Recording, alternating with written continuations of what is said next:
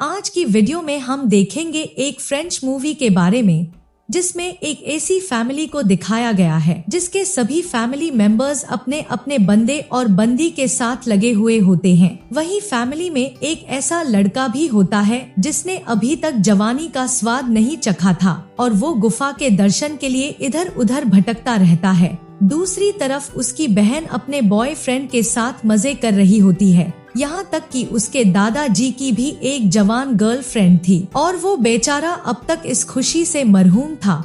फिर क्या वो किसी के साथ मजे कर पाएगा, ये देखेंगे हम आज इस वीडियो में। फ्रेंड्स, इस मूवी का नाम भी हम आपको आगे इस वीडियो में बताएंगे। उससे पहले अगर आप चैनल पर पहली बार आए हैं तो प्लीज चैनल को सब्सक्राइब कर लें और बेल आइकन को भी दबा दे। तो चलिए शुरू करते हैं।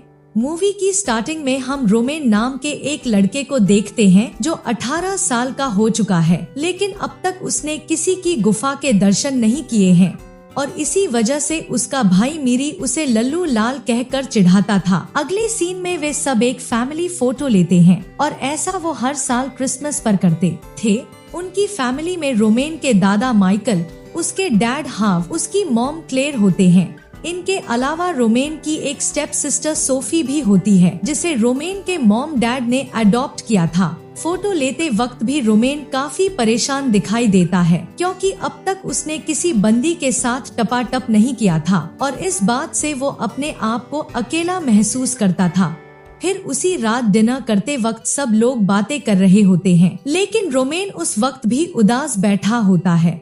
आगे हम देखते हैं कि रोमेन अपने स्कूल में होता है जहां वो स्कूल के वॉशरूम में अपने हाथों से अपने घोड़े को दौड़ा रहा होता है। तभी उसका एक टीचर उसे ऐसा करते पकड़ लेता है, जिसके बाद स्कूल का प्रिंसिपल उसकी मॉम को स्कूल में बुलाता है और उन्हें बताता है कि रोमेन को उसके इस कांड के लिए स्कूल से सस्पेंड कर दिया गया है। जिसके बाद क्लेयर रोमेन के पास उसके क्लासरूम में जाती है और उसे इस बारे में एक्सप्लेन करने को कहती है।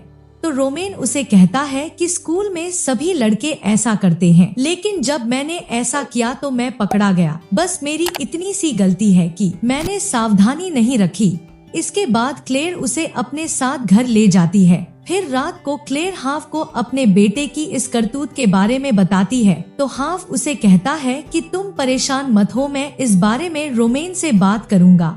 जिसके बाद वो भी क्लेयर को रात वाला कंफर्ट देने लगता है। वहीं दूसरी तरफ मीरी अपने लैपटॉप में अडल्ट मूवी देखकर अपने घोड़े को दौड़ा रहा होता है और उधर सोफी अपने बॉयफ्रेंड जॉन के साथ मजे कर रही होती है। हमारे यहाँ ऐसा ही होता है। वहीं रोमेन घर पर अकेला बैठा बोर हो रहा होता है। आगे हम देखते हैं कि अगली सुबह सब लोग ब्रेकफास्ट कर रहे होते हैं। तभी वहाँ मीरी आता है और हमें पता चलता है कि उसका अपनी गर्लफ्रेंड से ब्रेकअप हो गया है, इसलिए उसका मूड खराब होता है और वो ब्रेकफास्ट किए बिना ही वहाँ से चला जाता है। फिर क्लेयर रोमेन से पूछती है कि क्या तुम्हारा अपनी बेस्ट फ्रेंड कॉरली के साथ चक्कर चल रहा है? तो रोमेन उसे कहता है कि ऐसा कुछ भी नहीं है, हम बस अच्छे फ्रेंड्स हैं। दरअसल रोमेन कॉरली को पसंद तो करता था, लेकिन उसे बताने से डरता था। फिर जब सब घर से बाहर चले जाते हैं तो क्लेयर अपने ससुर माइकल से पूछती है कि अब तो आप बूढ़े हो चुके हो, क्या अब भी आपका पलंग तोड़ करने का मन करता है? तब माइकल उसे बताता है कि जब मेरी वाइफ एक्सपायर हो गई थी तो मैंने इसका भी इलाज ढूंढ लिया था और मैं एक नथालिया नाम की लड़की के पास जाने लगा। तब से लेकर अब तक वो पैसे लेकर मुझे चरम सुख दे रही है और माइकल भी नथालिया को काफी पसंद करता था। वहीं दूसरी तरफ हम सोफी को उसके बॉयफ्रेंड के साथ जंगल में मंगल करते हुए देखते हैं और वे इसे काफी मजे से कर रहे थे। उधर मरी अपने एक दोस्त के साथ होता है जहां उनके साथ एक लड़की भी मौजूद होती है। यहाँ हमें ये पता चलता है कि वो एक बाइसेक्सुअल है और वो अपने बॉयफ्रेंड के साथ उस लड़की से थ्रीसम करता है। इस तरह वे सब अपनी मस्ती में मस्त थे, लेकिन रोमेन घर पर बैठा बोर हो रहा होता है। फिर जब उसका घर पर मन नहीं लगता तो वो अपने स्कूल चला जाता है जहाँ वो अपनी फ्रेंड कॉरली से मिलता है। दरअसल वो यहाँ उससे ही मिलने आया था, लेकिन इस बार भी वो उसे अपने दिल की बात नहीं बता पाता। वहीं दूसरी तरफ माइकल अपनी आइटम से मिलने जाता है। और आते ही वो नथालिए को उसकी पेमेंट पकड़ा देता है, जिसके बाद नथालिए उसे अच्छे से स्वर्ग की सैर करवाती है। उसी वक्त मीरी अपनी मॉम क्लेयर के साथ एक रेस्टोरेंट में डिनर के लिए जाता है। दरअसल क्लेयर अपने बेटे से उसकी जवानी की आदतों के बारे में बात करना चाहती थी, लेकिन मीरी को तो लड़के और लड़की दोनों पसंद थे, इसलिए वो ज्यादा बात नहीं करता और वहाँ से चला जाता है। दूसरी तरफ हाफ डिनर करते हुए रोमेन से भी यही पूछता है कि तुमने अब तक अपना खाता खोला या नहीं।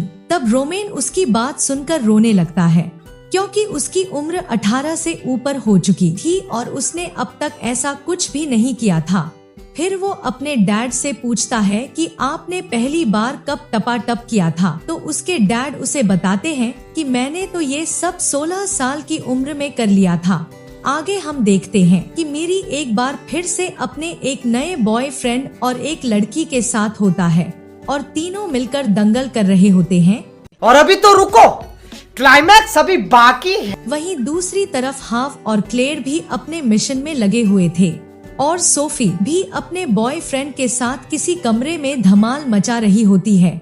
फ्रेंड्स इस फिल्म का नाम भी इन लोगों के जैसा ही है और ये 2012 में रिलीज हुई थी। आगे हम देखते हैं कि रोमेन काफी परेशान होता है, क्योंकि घर के सभी लोग किसी न किसी के साथ लगे हुए थे, लेकिन वो बिल्कुल अकेला तन्हा बैठा था।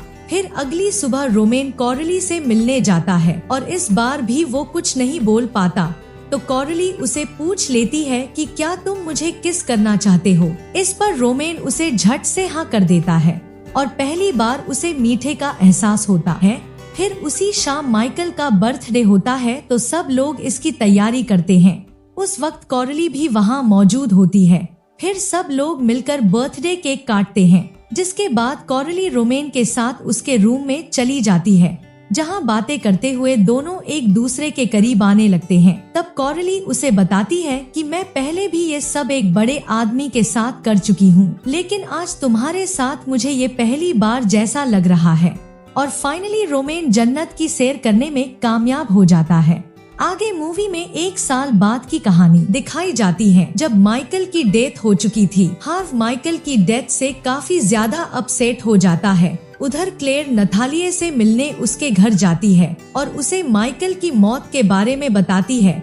अब तक घर वालों को ये भी पता चल चुका था कि मेरी को लड़के और लड़कियां दोनों पसंद है। वहीं रोमेन भी कॉरली के साथ मजे कर रहा था। वे दोनों मजे करते हुए वीडियो बनाते और उसे सोशल मीडिया पर अपलोड कर देते और इस तरह अब घर में सब लोग खुश थे और एक दूसरे के साथ लगे हुए थे।